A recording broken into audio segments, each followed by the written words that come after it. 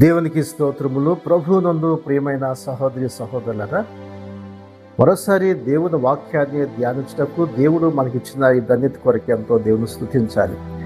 ప్రతి దినము దేవుని వాక్యము ద్వారా మనం బలపరచబడడానికి, ఆత్మీయంగా ఎదుగుదల కోసము ఎంతో ప్రార్థన చేసి దేవుని దగ్గర మొరపెట్టి వాక్యాన్ని ధ్యానించి సిద్ధపరిచి ప్రతిరోజు దేవుని యొక్క వాక్యాన్ని మీకు అందించడానికి దేవుడిచ్చిన ఈ గొప్ప కృప కొరకే ఎంతో దేవుని స్తుతిస్తున్నా. ఇది క్రైస్తవ జీవితానికి ఎంతో ఆశీర్వాదాన్ని ఇస్తుంది. విశ్వాసంలో ఎదుగుదల కోసం మన కుటుంబాలు మరంతగా దేవునితో సహవాసం చేసి ప్రభు యొక్క చిత్త ప్రకారం మనం జీవించడానికి, ఆయన యొక్క మార్గంలో అనుసరించడానికి ఎంతో ప్రార్థిస్తున్నాం. ప్రతి ఒక్కరి యొక్క జీవితాలు ప్రభు కొరకు జీవించాలని ఇదే మందు దేవుని యొక్క వాక్యాన్ని ధ్యానం చేసుకుందాం. మొదటి పేతురు రాసిన పత్రిక 2వ అధ్యాయము 9వ వచనాన్ని మనం చదువుకుందాం.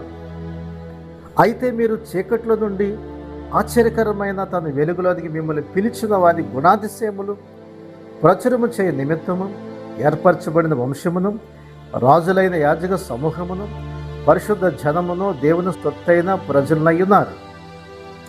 ప్రియ సహోదర సహోదరి, ఇక్కడ దేవుడు మనల్ని ఎక్కడి నుంచి పిలిచినాడు? ఆయన చూడండి, చీకట్లో నుండి ఆశ్చర్యకరమైన వెలుగులోనికి మిమ్మల్ని పిలిచినవాడు.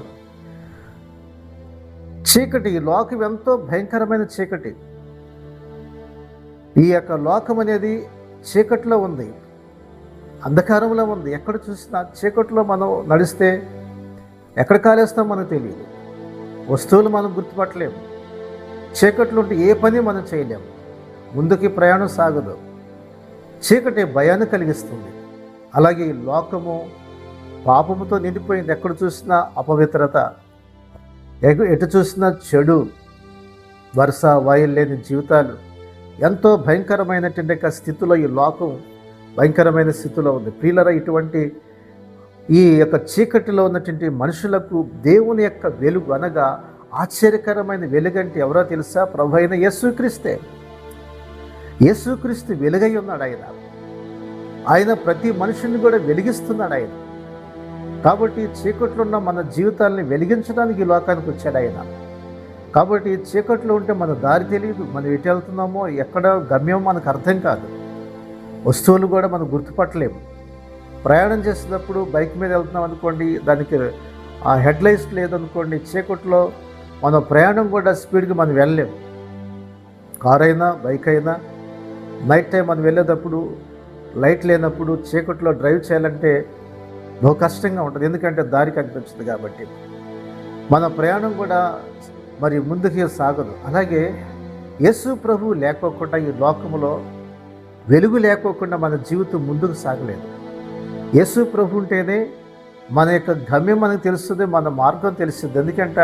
అందుకన్నా నేనే మార్గమును, సత్యమును, జీవమునై ఉన్నాను. కాబట్టి యేసు ప్రభు యొక్క మార్గము నీతి మార్గము, పరిశుద్ధమైనది. కాబట్టి ఆ యొక్క వెలుగులోకి మనల్ని పిలిచినాడు ఆయన. దేవుని యొక్క వాక్యం అనే వెలుగులోకి మనం నడిచినప్పుడు మన నీతిని గ్రహిస్తాం, సత్యాన్ని గ్రహిస్తాం, పరిశుద్ధత కలిగి ఉంటాం. కాబట్టి అందుకే అంటున్నాడు, ఆశ్చర్యకరమైన వెలుగులోకి, తన వెలుగులో మిమ్మల్ని పిలిచిన వాని యొక్క గుణాతిశయములు ప్రచురం చేయాలి. ఆయన గుణాతిశయాలు, దేవుని యొక్క గుణగణాలు. దేవుడంటే ఎలాంటి వాడు ఆయన? దేవుడంటే ఆయన ప్రేమ, దయ ఆయనలో ఉంది. ఆయన దేవుల్లో ప్రేమ ఉంది, దయ ఉంది. ప్రతి మనిషిని కూడా ఆయన ప్రేమిస్తున్నాడు, కనికరిస్తున్నాడు ఆయన. రెండవదిగా చూస్తే ఆయన న్యాయం చేసే దేవుడు ఆయన. యేసుక్రీస్తులో ఏముందంటే న్యాయం చేసే దేవుడు ఆయన. కాబట్టి దేవుడు మనల్ని నీతిమంతులుగా చేసే దేవుడు, న్యాయంగా బ్రతికేయడానికి దేవుడు మనలను నీతిమంతులుగా మార్చే దేవుడు ఆయన. అంతేకాకుండా ఆయన సృష్టికర్త అయిన దేవుడు ఆయన. ఈ భూమి అంతటిని ఆయన సృష్టించినాడు, సమస్తమును ఆయన ద్వారా సృష్టించబడినాయి.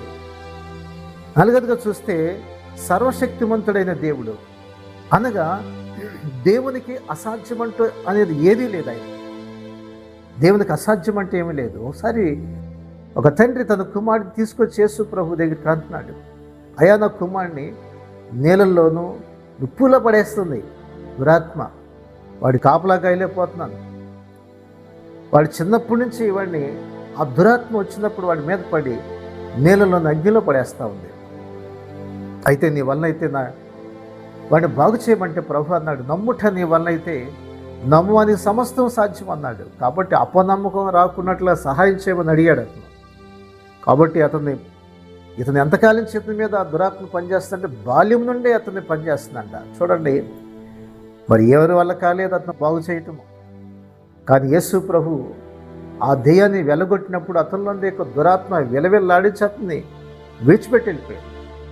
కాబట్టి దేవునికి అసాధ్యం అంటే ఏం లేదు. ఆయన సమస్తము చేయగల దేవుడు. ఆయన నీ కుటుంబంలో సమస్యలు అన్నీ తీర్చగలడు ఆయన. అందుకనే అబ్రహాముతో దేవుడు అన్నాడు, అబ్రహామా, నాకు అసాధ్యమైనది ఏమైనా ఉందా అన్నాడు దేవుడు. దేవునికి అసాధ్యం అంటే ఏమీ లేదు. నేను సర్వశక్తిమంతుడైన దేవుణ్ణి. మన దేవుడు సర్వశక్తిమంతుడు దేవుడు. ఆ గుణాతిశయములు మనం ప్రచురం చేయడానికి దేవుడు మనల్ని పిలిచాడు. ఆయన గుణాతిశయాలు ప్రచురం చేయ నిమిత్తం ఏర్పరచబడిన వంశము మనం ఏర్పాటు చేసుకున్నాడు దేవుడు. మన ఈ లోకంలోంచి మనల్ని ఏర్పాటు చేసుకున్నాడు. ఎన్నుకున్నాడు ఆయన. ఏర్పాటు చేసిన జనము రాజులైన యాజక సమూహముగా పరిశుద్ధ జనము, దేవుని సొత్తైన ప్రజలమైన దేవుని యొక్క సొత్తు. ఎందుకంటే ఆయన తన స్వరక్తమిచ్చి మనం పన్నాడు. ఆయన యేసయ్య రక్తం చేత మనం పన్నాడు. ఆయన ప్రాణం పెట్టినాడు. ఆయన పరిశుద్ధమైన జనము, ఈ లోకములో పరిశుద్ధంగా పవిత్రంగా జీవించే జనముగా ఆయన తన రక్తాన్ని చిందించాడు. మనల్ని పరిశుద్ధులుగా మార్చాడు. ప్రియ సహోదర సహోదరి, ఆయన గుణాతిశయములు ప్రచురం చేయాలి. చీకట్లో ఉన్న వారిని అనేక మంది లోకంలో దారి తెలియక, సత్యం తెలియక, నీతి తెలియక, పరిశుద్ధ తెలియక ఈ లోకంలో అనేకమైన పాపాల్లో, శాపంలో మునిగిపోయినటువంటి వారిగా ఉన్నారు. బంధించబడినటువంటి వారిగా ఉన్నారు. శాపగ్రస్తులాగా ఉన్నారు. ప్రియులరా, అటువంటి వారికి దేవుని సత్యాన్ని మనం తీసుకొని వెళ్ళాలి. యేసయ్యని మనం పరిచయం చేయాలి. క్రీస్తుని వెలుగు వచ్చినప్పుడు వారి జీవితాలు ప్రకాశించబడతాయి. ఆయన యొక్క గుణాతిశయాలు మనం మరి ప్రచురించినప్పుడు అనేక మంది క్రీస్తు వైపు చేరుతారు, ప్రభుని సంపాదించుకుంటారు. కాబట్టి ఈరోజున ప్రభు నిన్ను అనేక మంది వెలుగుగా ఉండి అనేక మందికి క్రీస్తుని పరిచయం చేసే వ్యక్తిగా దేవుడిని ఆశీర్వదించి నేను దీవించాలని ఆయన ఆశిస్తున్నాడు. అట్టి కృప దేవుడు మనందరికీ అనుగ్రహించినట్టు ప్రార్థన చేద్దామా? ప్రార్థన. పరిశుద్ధుడ, ప్రేమ గల తండ్రి, వాక్యాన్ని వింటున్నా మా ప్రియ సహోదరి సహోదరులందరినీ ఆశీర్వదించున్నాయినా. ఈ లోకం ఎంతో చీకటితో ఉంది.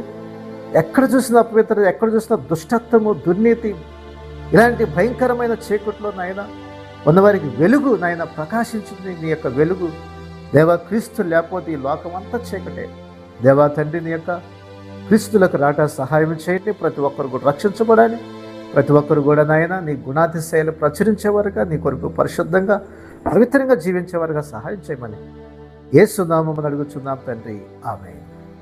ఈ శ్రేష్టమైన సందేశం మీకు దీవెనకరంగా ఉంటే 10 మందికి షేర్ చేయండి, లైక్ చేయండి, మంచి కామెంట్ పెట్టండి.